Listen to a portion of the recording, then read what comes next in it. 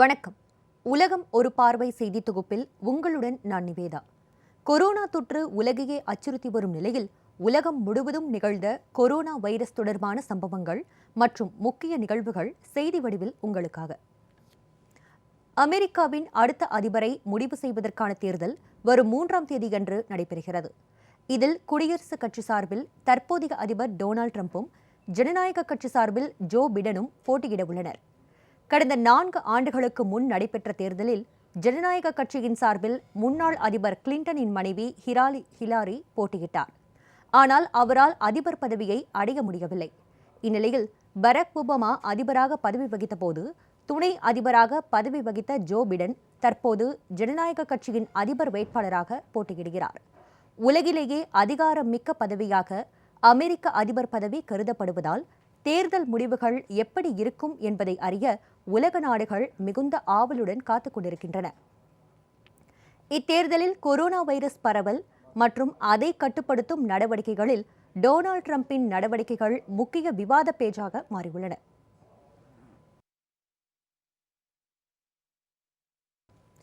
Corona virus பாதிப்பை கடந்து சீன பொருளாதாரம் அதிவேகமாக முன்னேறி வருவதாக புள்ளி விவரங்கள் தெரிவிக்கின்றன. சீனாவில் இருந்து கடந்த ஆண்டு இறுதியில் பரவத் தொடங்கிய கொரோனா வைரஸ் உலகம் முழுவதும் முன் எப்போதும் இல்லாத அளவுக்கு பாதிப்புகளை ஏற்படுத்தியுள்ளது. கொரோனா வைரஸ் காரணமாக சுகாதாரம் மற்றும் பொருளாதார சிக்கல்களில் உலக நாடுகள் சிக்கித் தவிக்கும் நிலையில் சீனாவில் இந்த வைரஸ் பரவல் வெற்றிகரமாக கையாளப்பட்டு வருகிறது என்றே சொல்ல வேண்டும். நாடு முழுவதும் பரவத் தொடங்கிய வைரஸ் தொற்றை கடுமையான விதிகளை அமல்படுத்தி அந்நாட்டு அரசு கட்டுக்குள் கொண்டு வந்துள்ளது. அதன் பிறகு பொருளாதார பின்னடைவையும் சரி செய்வதற்கான நடவடிக்கைகளை சீனா வேகமாக முன்னெடுத்தது. இதன் விளைவாக இந்த ஆண்டின் முதல் 3 காலாண்டுகளில் சீன பொருளாதாரம் வெகு வேகமாக முன்னேறி வருவதாக புள்ளி விவரங்கள் தெரிவிக்கின்றன. துருக்கியின் இஸ்மிர் மாகாணத்தில் ஏற்பட்ட பயங்கர நிலநடுக்கத்தில் 20க்கும் மேற்பட்டோர் உயிரிழந்தனர். ஏகன் கடலில் ஏற்பட்ட பயங்கர நிலநடுக்கம் கிரீஸ் மற்றும் துருக்கி நாடுகளில் உணரப்பட்டது. குறிப்பாக துருக்கியில் இந்த நிலநடுக்கத்தின் தாக்கம் கடுமையாக தென்பட்டது. துருக்கியின் கடற்கரையோர மாகாணமான இஸ்மிரில் 7.0 என்ற ரிக்டர் அளவில் இந்த நிலநடுக்கம் உணரப்பட்டது. இதனால் கட்டடங்கள் இடிந்து விழுந்தன. இடிபாடுகளில் சிக்கி 20க்கும் மேற்பட்டோர் உயிரிழந்தனர். 800க்கும் மேற்பட்டோர் படுகாயமடைந்ததாக தெரிவிக்கப்பட்டுள்ளது. கடலில் ஏற்பட்ட நில அதிர்வினால் கடல் நீர் குடியிருப்பு பகுதிக்குள் பெருக்கெடுத்து ஓடியது. இஸ்மிர் மாகாணத்தில் 2 மாவட்டங்களில் 6 அடுக்குமாடி குடியிருப்புகள் இடிந்து விழுந்ததாக அதிகாரிகள் தெரிவித்தனர். மேலும் பல கட்டடங்களில் லேசாக கீறல்கள் ஏற்பட்டதாகவும் தெரிவிக்கப்பட்டுள்ளது. அமெரிக்காவில் உலகிலேயே இதுவரை இல்லாத எண்ணிக்கையாக ஒரே நாளில் 1 லட்சத்திற்கும் அதிகமானோர் புதிதாக கொரோனா நோய் தொற்றால் பாதிக்கப்பட்டுள்ளனர். அமெரிக்க அதிபர் தேர்தல் நெருங்கும் நிலையில் கொரோனா வைரஸ் பாதிப்புக்கு ஆளாவோரின் எண்ணிக்கையும் வேகமாக அதிகரித்து வருகிறது. அதேபோல் இதுவரை நாடு முழுவதும் ஒட்டுமொத்தமாக 90 லட்சம் பேருக்கும் அதிகமானோருக்கு வைரஸ் தொற்று உறுதி செய்யப்பட்டுள்ளதாக ஜான்ஸ் ஹாப்கின்ஸ் பல்கலைக்கழகம் அறிவித்துள்ளது. இதேபோல் உயிரிழந்தோரின் எண்ணிக்கையும் ஒவ்வொரு நாளும் அதிகரித்துக் கொண்டே வருகிறது. கடந்த 10 நாட்களில் ஒவ்வொரு நாளும் புதிதாக பாதிக்கப்படுவோரின் எண்ணிக்கை தொடர்ந்து அதிகரித்து வரும் நிலையில் வரும் காலங்களில் நிலைமை இன்னும் மோசமாகும் என அஞ்சப்படுகிறது. மிச்சிகன், ஒஹையோ, பென்சில்வேனியா உள்ளிட்ட மாநிலங்கள் ஒப்பீட்டு அளவில் பிற மாநிலங்களை விட அதிக அளவில் பாதிக்கப்பட்டுள்ளதால் மருத்துவமனைகள் நிரம்பி வழிகின்றன.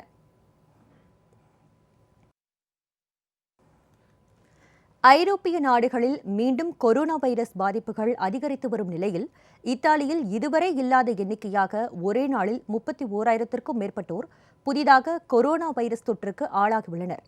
பிரிட்டன், ஸ்பெயின், இத்தாலி போன்ற ஐரோப்பிய நாடுகளில் மீண்டும் கொரோனா பாதிப்பு வேகமாக அதிகரித்து வருகிறது. ஸ்பெயின் நாட்டில் மேட்ரிட், பார்சிலோனா பகுதிகளில் ஏற்கனவே கடுமையான பாதுகாப்பு விதிகள் அமல்படுத்தப்பட்டுள்ளன. இதேபோல் பிரிட்டனின் வேல்ஸ் நாட்டிலும் கடுமையான நடவடிக்கைகள் மேற்கொள்ளப்பட்டுள்ளது. இந்நிலையில் இத்தாலியில் இதுவரை இல்லாத எண்ணிக்கையாக ஒரே நாளில் 30,000 பேர் புதிதாக கொரோனா வைரஸால் பாதிக்கப்பட்டுள்ளதாக தெரிவிக்கப்பட்டுள்ளது. கடந்த 8ஆம் தேதி முதல் 21ஆம் தேதி வரை நாடு முழுவதும் சராசரி விகிதம் 1.7 இருந்தது. இதேபோல் ஒட்டுமொத்த எண்ணிக்கையில் 1,00,000 பேருக்கு 280 பேர் கொரோனா வைரஸ் தொற்றுக்கு ஆளாகியிருந்தனர். இந்நிலையில் அடுத்த மாதத்தில் முதல் 2 வாரங்களுக்கு பள்ளிகள் மற்றும் கல்வி நிலையங்கள் மூடப்பட்டிருக்கும் என இத்தாலி அரசு அறிவித்துள்ளது. புகழ்பெற்ற திரைப்பட கதாபாத்திரமான ஜேம்ஸ் பாண்ட் வேடத்தில் நடித்து பெயர் பெற்ற சர் தாமஸ் சான் கானரி காலமானார். அவருக்கு வயது 90. 1953ஆம் ஆண்டு பிரிட்டனில் உருவாக்கப்பட்ட ஒரு கற்பனை கதாபாத்திரம் ஜேம்ஸ் பாண்ட். கடற்படையில் அதிகாரியாக சித்தரிக்கப்பட்ட ஜேம்ஸ் பாண்ட் பிரிட்டனின் ரகசிய பணிகள் துறையிலும் பணியாற்றியதாக தகவல்கள் கதைகளில் இடம்பெற்றிருந்தன. அவரது ரகசிய குறியீடாக 007 என்ற எண் வழங்கப்பட்டிருந்தது. பின்னாளில் இந்த கதாபாத்திரத்தை ஏற்று நடித்து புகழ்பெற்ற ஸ்காட்லாந்தைச் சேர்ந்த சர் தாமஸ் சான் கானரி தமது 90வது வயதில் காலமானார். அவரது மரணத்திற்கு பல்வேறு நாடுகளின் அரசு தலைவர்கள் மற்றும் திரைத்துறையினர் இரங்கல் தெரிவித்துள்ளனர். இதேபோல் சமூக வலைதளங்களிலும் ஏராளமானோர் இரங்கல் பதிவுகளை வெளியிட்டு வருகின்றனர். தாய்லாந்தில் விடுதலை செய்யப்பட்ட போராட்டக் குழு தலைவர்களில் 3 பேர் மீண்டும் கைது செய்யப்பட்டனர். தாய்லாந்தில் இராணுவத்தின் ஆதரவுடன் செயல்பட்டு வரும் அரசு பதவி விலகிவிட்டு பொதுத் தேர்தலை நடத்தி மக்களாட்சியை அமல்படுத்த வேண்டும் என்ற கோரிக்கை கடந்த 2 ஆண்டுகளாக வலுப்பெற்று வருகிறது. இக்கோரிக்கையை வலியுறுத்தி கடந்த 3 மாதங்களாக நாடு முழுவதிலும் தொடர் போராட்டங்கள் நடைபெற்று வருகின்றன. இந்நிலையில் கடந்த வாரம் நடைபெற்ற போராட்டத்தின் போது பாங்காங் நகரில் உள்ள ஜனநாயக சின்னத்தை போராட்டக்காரர்கள் கைப்பற்றினர். இருப்பினும் போலீசார் எதிர்ப்பு காட்டவில்லை. அதைத் தொடர்ந்து அடுத்து வந்த நாட்களில் போராட்டத்திற்கு அழைப்பு விடுத்த முக்கிய நபர்களை போலீசார் கைது செய்து சிறையில் அடைத்தனர். ஆனால் நீதிமன்ற தீர்ப்பின் அடிப்படையில் பலர் விடுதலை செய்யப்பட்டனர். இதுபோல் விடுவிக்கப்படாத போராட்ட அமைப்பாளர்களை சிறையில் இருந்து காவல் நிலையத்திற்கு அழைத்து வந்து புதிய வழக்குகளை பதிவு செய்யும் முயற்சியிலும் போலீசார் இறங்கியுள்ளனர். இதற்கிடையே ஏற்கனவே விடுவிக்கப்பட்டவர்களில் 3 பேரை மீண்டும் போலீசார் கைது செய்துள்ளனர். ஒரு குறிப்பிட்ட மதத்தின் கட்டுப்பாடுகள் பிரான்ஸ் மக்களின் உரிமைகளை பறிப்பதாக பேசிய அதிபர் இமானுவேல் மேக்ரானை கண்டித்து வங்கதேசத்தில் நடைபெற்ற போராட்டத்தில் பல்லாயிரக்கணக்கானோர் பங்கேற்றனர். பிரான்ஸ் நாட்டு பள்ளி ஆசிரியர் ஒருவர் பேச்சுரிமை குறித்து வகுப்பெடுத்த போது குறிப்பிட்ட ஒரு மதத்தை பற்றி பேசியுள்ளார். அதனால் அவரை மத அடிப்படைவாதி ஒருவர் கழுத்தை அறுத்து படுகொலை செய்துள்ளார். இதை கண்டித்து பேசிய அதிபர் மேக்ரான் குறிப்பிட்ட மத கட்டுப்பாடுகள் பிரான்ஸ் நாட்டு மக்களின் உரிமைகளை பறிப்பதாக விமர்சித்தார். இதைத் தொடர்ந்து மேக்ரானுக்கு பல்வேறு நாட்டு மக்கள் கண்டனம் தெரிவித்துள்ளனர். மத்திய கிழக்கு மற்றும் தென்கிழக்கு ஆசிய நாடுகளில் போராட்டங்கள் வெடித்துள்ளன. வங்கதேச தலைவர் டாக்காவில் நடைபெற்ற போராட்டத்தில் பல்லாயிரக்கணக்கானோர் பங்கேற்றனர். அதிபர் மேக்ரானின் படத்தை ஆயிரக்கணக்கில் அச்சிட்டு தரையில் போட்டு அதன் மீது போராட்டக்காரர்கள் நடந்து சென்றனர். மேலும் மேக்ரானின் உருவ பொம்மையும் எரிக்கப்பட்டது. மெக்சிகோவில் ஒரே இடத்தில் 59 பேரின் எலும்புக்கூடுகள் கண்டுபிடிக்கப்பட்டுள்ளது உலக அளவில் அதிர்ச்சியை ஏற்படுத்தியுள்ளது. குற்றச்சம்பவங்கள் அதிகம் நடைபெறும் நாடுகளில் மெக்சிகோ முன்னணி நாடாக திகழ்கிறது. குவாடஞ்சிட்டோ மாநிலத்தில் மட்டும் கடந்த ஜனவரி மாதம் முதல் ஆகஸ்ட் மாதம் வரை 2250 பேர் போதை கடத்தல் கும்பல்களால் படுகொலை செய்யப்பட்டுள்ளனர். இந்நிலையில் சல்வடீரா நகரின் அருகே தேசிய தேடுதல் ஆணையம் மேற்கொண்டுள்ள நடவடிக்கையின் போது இந்த எலும்புக்கூடுகள் கண்டுபிடிக்கப்பட்டதாக தெரிவிக்கப்பட்டுள்ளது. இதேபோல் நாட்டின் வேறு சில பகுதிகளிலும் உடல்கள் புதைக்கப்பட்டிருக்கலாம் என அஞ்சப்படுகிறது. போதைப்பொருள் கடத்தல் கும்பல்களுக்கு எதிராக செய்தி சேகரிக்கும் செய்தியாளர்களை படுகொலை செய்வதில் தொடங்கி இளம் பெண்கள் மற்றும் இளைஞர்களை கடத்தி படுகொலை செய்வது வரை குற்ற கும்பல்கள் பல்வேறு கொடூர சம்பவங்களை அரங்கேற்றி வருகின்றன. பெரு நாட்டில் பிறந்தவுடன் கொரோனா வைரஸ் பாதிப்பு ஏற்பட்டு அதில் இருந்து மீண்ட குழந்தையை மருத்துவமனை ஊழியர்கள் மகிழ்ச்சியாக வழியனுப்பி வைத்தனர். லிமா நகரில் கொரோனா வைரஸ் வேகமாக பரவிய ஜூன் மாதத்தில் பிறந்த ஜார்ஜிட்டோவுக்கு கொரோனா வைரஸ் பாதிப்பு கண்டறியப்பட்டது. குழந்தையின் தாய் ஏற்கனவே கொரோனா பாதிப்பிற்கு சிகிச்சை பெற்று வந்துள்ள நிலையில் 3 மாதம் முன்னதாகவே பிறந்த ஜோர்ஜிட்டோவுக்கு மருத்துவர்கள் நம்பிக்கையுடன் சிகிச்சை அளித்தனர். முதல் 4 வாரங்கள் இன்குபேட்டரில் வைக்கப்பட்டிருந்த குழந்தை ஜோர்ஜிட்டோ பின்னர் அவசர சிகிச்சை பிரிவுக்கு மாற்றப்பட்டது. தொடர் சிகிச்சை காரணமாக தற்போது அக்குழந்தை கொரோனா பாதிப்பில் இருந்து முழுமையாக குணமடைந்துள்ளது. இதையடுத்து தாயுடன் வீடு திரும்பிய ஜோர்ஜிட்டோவை மருத்துவமனை பணியாளர்கள் மற்றும் மருத்துவர்கள் மகிழ்ச்சியுடன் வழியனுப்பி வைத்தனர். போர்ச்சுகல் நாட்டில் புனிதர் அனைவர் பெருவிழா விடுமுறை காலத்தில் பொதுமக்கள் பயணங்களை மேற்கொள்ள அடுத்த மாதம் 3ஆம் தேதி வரை தடை விதிக்கப்பட்டுள்ளது. நாட்டின் ஒட்டுமொத்த மக்கள் தொகையில் இதுவரை 1,32,616 பேருக்கு கொரோனா வைரஸ் பாதிப்பு கண்டறியப்பட்டுள்ளது. இந்நிலையில் புனிதர் அனைவரும் பெருவிழாவின் போது பொதுமக்கள் அதிக எண்ணிக்கையில் பயணங்களை மேற்கொண்டால் வைரஸ் பரவல் அதிகரிக்கக்கூடும் என அஞ்சப்படுகிறது. இதனால் போக்குவரத்தை தடை செய்யும் விதத்தில் நாடு முழுவதும் முக்கிய நகரங்களில் தடுப்புகளை போலீசார் ஏற்படுத்தி வருகின்றனர். மேலும் வீட்டை விட்டு வெளியேறும் போது பொதுமக்கள் மிகுந்த கவனமுடன் இருக்க வேண்டும் என்றும் அறிவுறுத்தப்பட்டுள்ளது.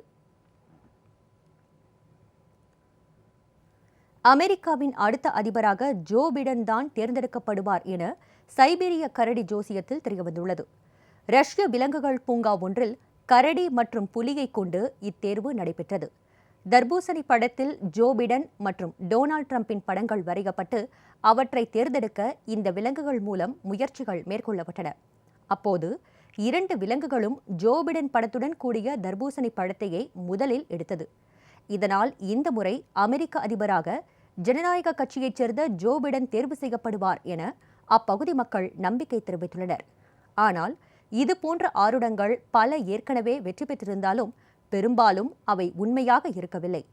கடந்த முறை அமெரிக்க அதிபர் தேர்தல் நடைபெற்ற போது இதுபோன்ற ஆருட முறைகள் ஜனநாயக கட்சியின் அதிபர் வேட்பாளர் ஹிலாரி கிளின்டன் தான் வெற்றி பெறுவார் என நம்ப வைத்தது குறிப்பிடத்தக்கது. கருக்கலைப்பு உரிமைக்கு எதிராக உச்சநீதிமன்றம் தீர்ப்பு வழங்கியுள்ளதை அடுத்து போலாந்து நாட்டில் போராட்டங்கள் தீவிரமடைந்து வருகின்றன. நீதிமன்றத்திற்கு அரசும் உடந்தையாக இருப்பதாக பொதுமக்கள் குற்றம் சுமத்தியுள்ளனர். போலாந்து நாட்டில் காலம் காலமாக பெண்களுக்கு கருக்கலைப்பு உரிமை மறுக்கப்பட்டு வருகிறது. கருக்கலைப்புக்கு மதச்சட்டங்கள் அனுமதிப்பதில்லை என்பதே இதற்கான வலுவான பின்னணியாக காணப்படுகிறது. இந்நிலையில் மதச்சட்டங்களை மிகவும் மதிக்கும் கன்சர்வேட்டிவ் கட்சி ஆட்சி அதிகாரத்தில் இருந்து வரும் நிலையில் இதுபோன்ற பொதுமக்களின் பல உரிமைகளுக்கு தடை விதிக்கப்பட்டு வருகிறது. பெண்களுக்கு கருக்கலைப்பு உரிமை இல்லாத நிலையில் கருவில் உள்ள குழந்தையின் உடலில் குறைபாடுகள் இருந்தால் மட்டும் கருக்கலைப்பு செய்யலாம் என்றிருந்த விதியை ரத்து செய்த உச்சநீதிமன்றம் அந்த சூழ்நிலையிலும் கருக்கலைப்பு சட்டவிரோதமானது என கடந்த 22ஆம் தேதி அறிவித்தது. இதைத் தொடர்ந்து நாடு முழுவதும் போராட்டங்கள் நடைபெற்று வருகின்றன. இதற்கிடையே வார்சாவில் போராட்டத்தில் பங்கேற்க பல அமைப்புகள் அழைப்பு விடுத்ததைத் தொடர்ந்து நாட்டின் பல நகரங்களில் இருந்தும் பல்லாயிரக்கணக்கானோர் அங்கு குவிந்தனர். நீதிமன்ற உத்தரவிற்கு எதிரான வாசகங்கள் அடங்கிய பதாகைகள் மற்றும் கொடிகளுடன் பேரணி நடத்திய பொதுமக்கள் கொரோனா வைரஸ் பாதுகாப்பு நடவடிக்கைகளுக்கு சிறிதும் மதிப்பளிக்கவில்லை. இதனால் கொரோனா வைரஸ் பரவும் அபாயமும் அதிகரித்துள்ளது.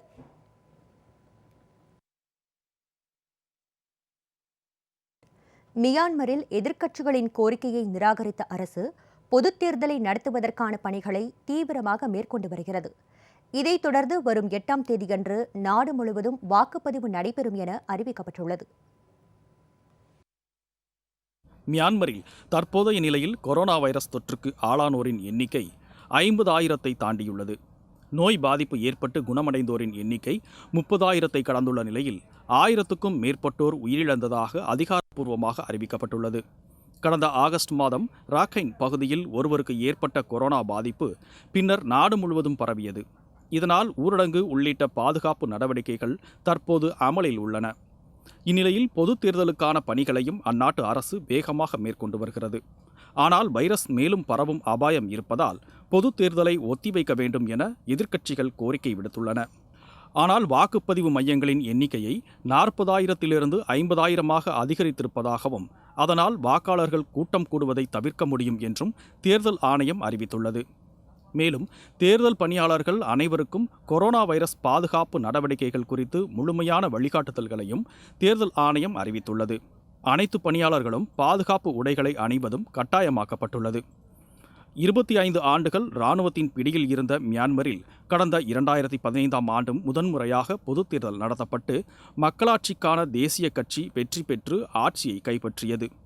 அக்கட்சியின் தலைவரான ஆங் சான் சூக்கியின் பெற்றோர்களில் ஒருவர் பிரிட்டனைச் சேர்ந்தவர் என்பதால் அவரால் அதிபர் பதவியேற்க முடியவில்லை. இதனைத் தொடர்ந்து அந்நாட்டு அரசின் ஆலோசகராக அவர் பதவி வகித்து வருகிறார். இந்நிலையில் தற்போது நடைபெறும் தேர்தலின் வெற்றி தோல்வியை நிர்ணயிப்பதில் அவரது ஆட்சியின் போது மேற்கொள்ளப்பட்ட நடவடிக்கைகள் எதிரொலிக்கும் என நம்பப்படுகிறது. இதற்கிடையே ரோஹிங்கியா மக்களை நாடற்றவர்களாக கருதி அவர்களை வெளியேற்றும் விதமாக 2017ஆம் ஆண்டு மியான்மர் அரசு இராணுவ நடவடிக்கை மேற்கொண்டதற்கு எதிராக ஆப்பிரிக்க நாடான காம்பியா ஐக்கிய நாடுகள் அமைப்பில் கடந்த ஆண்டு தெரிவித்த புகார் நிலுவையில் உள்ளது. சுமார் 7,30,000 பேர் இப்படி வெளியேற்றப்பட்டதால் தற்போது நடைபெறவுள்ள தேர்தல் நியாயமற்றது என ஐக்கிய நாடுகள் அமைப்பின் மனித உரிமைக்கான பிரிவு விமர்சித்துள்ளது.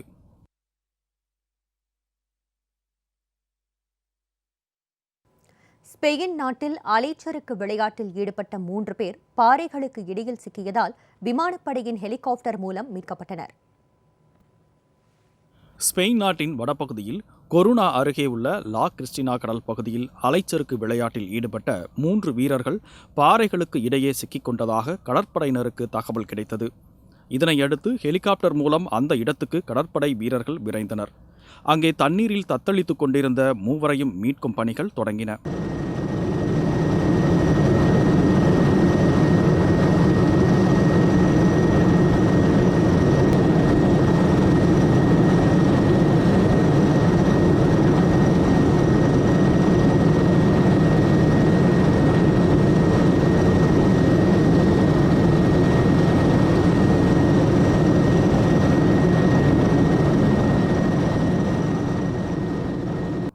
ஹெலிகாப்டரில் இருந்து கயிறு கட்டி அவர்களை மீட்கும் முயற்சியில் ஈடுபட்ட வீரர்கள் ஒவ்வொருவராக மீட்டனர்.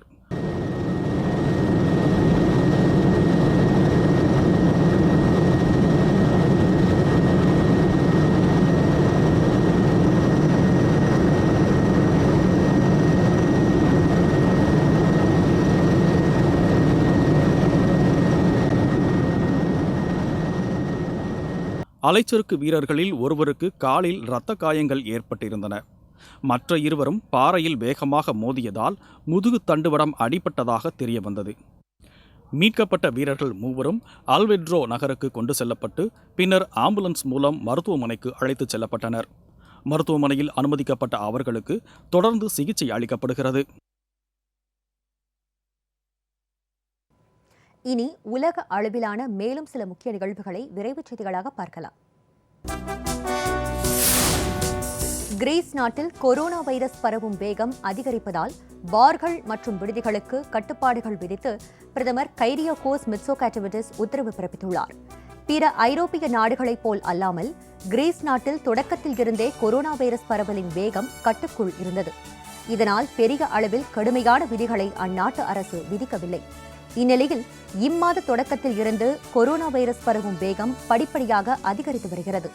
இதனையடுத்து நாடு முழுவதும் பார்கள் மற்றும் பொதுமக்கள் கூடும் இடங்களை நள்ளிரவு முதல் காலை 5 மணி வரை மூட அரசு உத்தரவு பிறப்பித்துள்ளது. இந்த உத்தரவு அடுத்த 1 மாதத்திற்கு அமலில் இருக்கும் என்றும் அரசு அறிவித்துள்ளது. இதனால் ஏற்படும் பொருளாதார இழப்புகளை ஈடுகட்டவும் பல்வேறு நடவடிக்கைகளை கிரீஸ் அரசு திட்டமிட்டுள்ளது.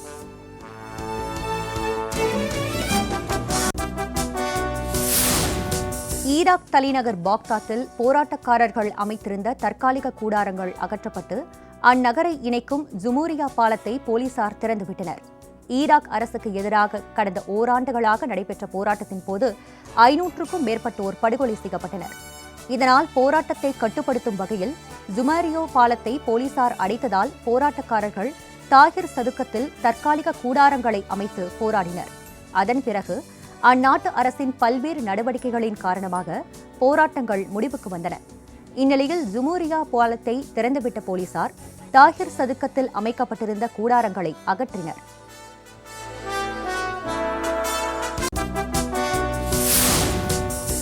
ரஷ்யாவில் நாடு முழுவதும் கடந்த சில தினங்களாகவே கொரோனா வைரஸ் பரவல் அதிகரித்து வருகிறது. தற்போது ஒரே நாளில் 18,140 பேருக்கு புதிதாக நோய் தொற்று கண்டறியப்பட்டுள்ள நிலையில் 334 பேர் கொரோனா வைரஸ் தொற்றால் உயிரிழந்துள்ளனர். இதில் தலைநகர் மாஸ்கோவில் மட்டும் 4,952 பேருக்கு நோய் தொற்று உறுதியாகியுள்ளது. இந்நிலையில் 4 லட்சம் பேருக்கு கொரோனா வைரஸ் மாஸ்கோ நகரில் இருந்துதான் பரவியதாகவும் தகவல்கள் தெரிவிக்கின்றன.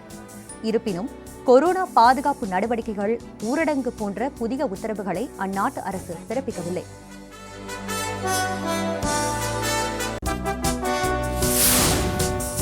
நீண்ட இழுபறிக்கு பிறகு ஜெர்மனி நாட்டின் பெர்லின் நகரில் புதிய விமான நிலையம் திறந்து வைக்கப்பட்டது. பெர்லின் நகரில் ஏற்கனவே செயல்பட்டு வந்த 2 விமான நிலையங்களை ஒருங்கிணைத்து புதிய விமான நிலையம் கட்டும் பணிகள் கடந்த 10 ஆண்டுகளுக்கு முன்பு தொடங்கப்பட்டன. இந்த விமான நிலையத்தை கட்டி முடிக்க திட்டமிட்ட காலவரையறைக்குள் பணிகளை முடிக்க முடியாமல் பொறியாளர்கள் திணறினர். இது உலக நாடுகளுக்கிடையே மோசமாக விமர்சனம் செய்யப்பட்டது. கட்டுமான பணிகள் தாமதமாவது ஜெர்மனி பொறியாளர்களின் திறமைக்கு எதிரான மிகப்பெரிய சவாலாக கருதப்பட்டுள்ள நிலையில் ஒரு வழியாக பணிகள் நிறைவு பெற்றன. இதைத் தொடர்ந்து 10 ஆண்டுகளுக்கு பிறகு புதிய விமான நிலையம் திறந்து வைக்கப்பட்டது.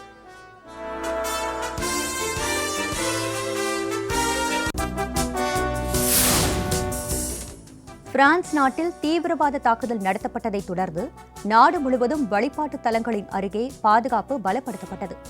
நீஸ் நகரில்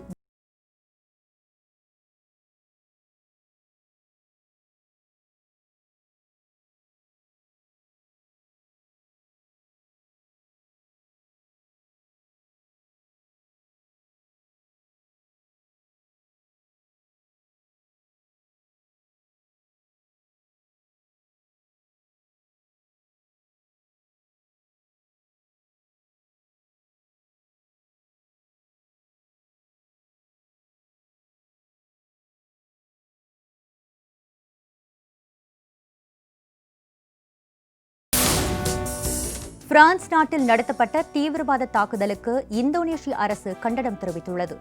அதே நேரம் மத உணர்வுகளை புண்படுத்திய அதிபர் மேக்ரோனுக்கும் கண்டனம் தெரிவிக்கப்பட்டுள்ளது. பாரிஸ் மற்றும் நீஸ் நகர தாக்குதல்களில் 4 பேர் உயிரிழந்ததால் அதற்கு உலக நாடுகள் கண்டனம் தெரிவித்துள்ளன. இதுகுறித்து பேசிய பிரான்ஸ் அதிபர் இமானுவேல் மேக்ரோன், அந்நாட்டின் பேச்சுரிமையை குறைத்து மதிப்பிடும் எந்த மதச்சட்டங்களையும் ஏற்க முடியாது என்றும் கடவுளும் விமர்சனங்களுக்கு அப்பாற்பட்டவர் அல்ல என்றும் கூறினார். இதனால் குறிப்பிட்ட மதத்தவர்கள் அதிபர் மேக்ரோனுக்கு கண்டனம் தெரிவித்து வருகின்றனர். இந்நிலையில் இதுகுறித்து பேசிய இந்தோனேஷிய அதிபர் ஜோகோவி, பேச்சுரிமை என்ற பெயரில் புனிதத்தன்மையை எதிர்த்து கேள்வி கேட்பதை ஏற்க முடியாது என்று தெரிவித்தார்.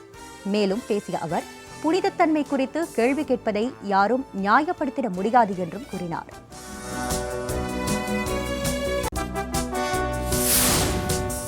அமெரிக்காவில் வானுயர்ந்த கட்டடத்தில் இருந்து இடிபாடுகள் உடைந்து விழுந்ததற்கு காரணம் ஒரு சாதாரண கம்பிதான் என தெரியவந்ததால் பொதுமக்கள் நிம்மதியடைந்தனர். நியூயார்க் நகரத்தில் கட்டப்பட்டு வரும் 85 அடுக்கு கட்டடத்தின் உச்சியில் இருந்து கட்டுமான பொருட்கள் இடிந்து விழுந்தன.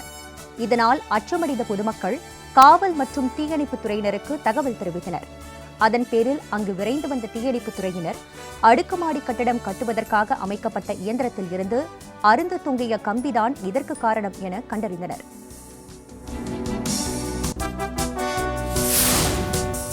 சிலி நாட்டின் அரகேனியா பகுதியில் செயல்படும் காகித ஆலைக்கு மப்பூச்சி இனத்தவர்கள் தீ வைத்ததால் மீண்டும் பதற்றம் ஏற்பட்டுள்ளது. சிலி நாட்டின் மப்பூச்சி இன பூர்வக்குடிகள் அரகேனியா பகுதியில் அதிக எண்ணிக்கையில் வசித்து வருகின்றனர்.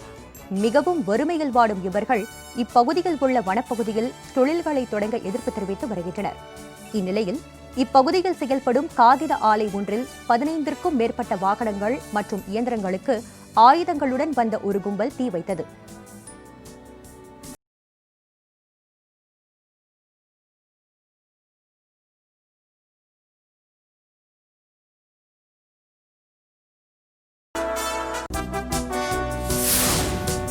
அமெரிக்காவின் பிலடெல்பியாவில் போராட்டம் நடத்தியவர்கள் கொள்ளைச் சம்பவங்களில் ஈடுபட்டதால் ஊரடங்கு உத்தரவு அமல்படுத்தப்பட்டது. கருப்பின இளைஞர் வால்டர் வாலிஸ் போலீசாரால் சுட்டுக் கொலை செய்யப்பட்டதைத் தொடர்ந்து பொதுமக்கள் போராட்டத்தில் ஈடுபட்டனர்.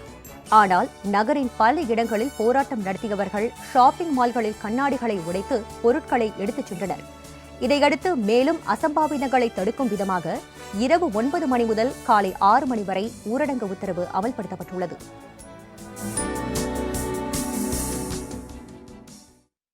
இத்துடன் உலகம் ஒரு பார்வை செய்தி தொகுப்பு நிறைவு பெற்றது. அடுத்தடுத்த நிகழ்வுகளுக்கு தொடர்ந்து பாருங்கள் ஜெயா பிளஸ் செய்தி சேனலை.